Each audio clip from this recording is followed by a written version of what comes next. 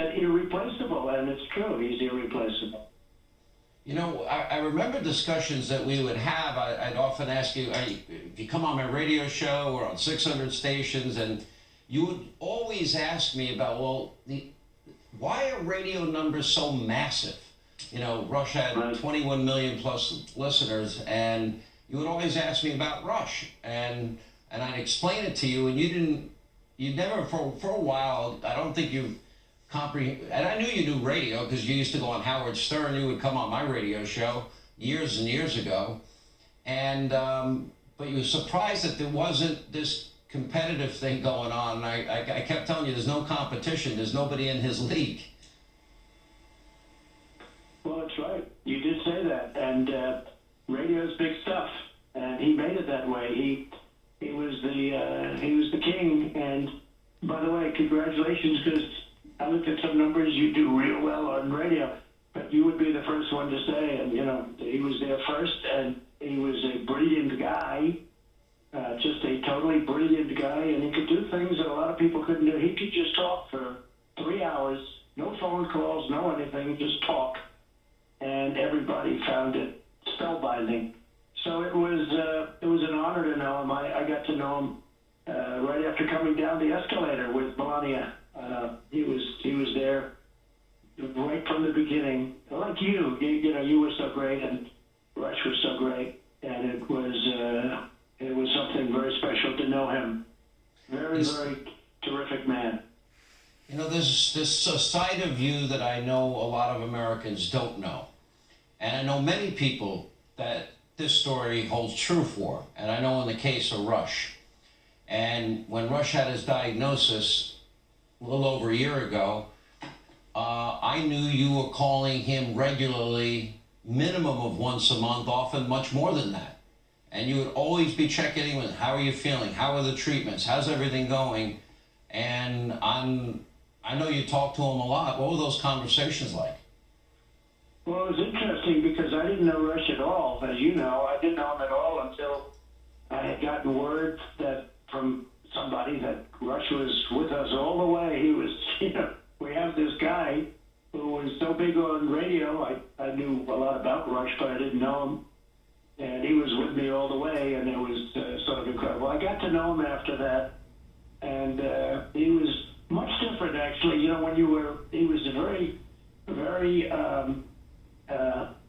I wouldn't say not outgoing, but he was very, very warm. He was just a very warm person. And you know, when people got to know him, I loved playing golf with Rush. And I used to call him the Bull, because he was actually a very strong guy, physically very strong guy. And he hit the ball a long way. When he hit it, he went a long way. And but you got to know him, and he loved this country, and he loved his wife, because Catherine she was fantastic. You know, the job she had this last period of time, which you know better than almost anybody. This last period of time was rough, very rough for him, very, very rough for him. So he really adored her.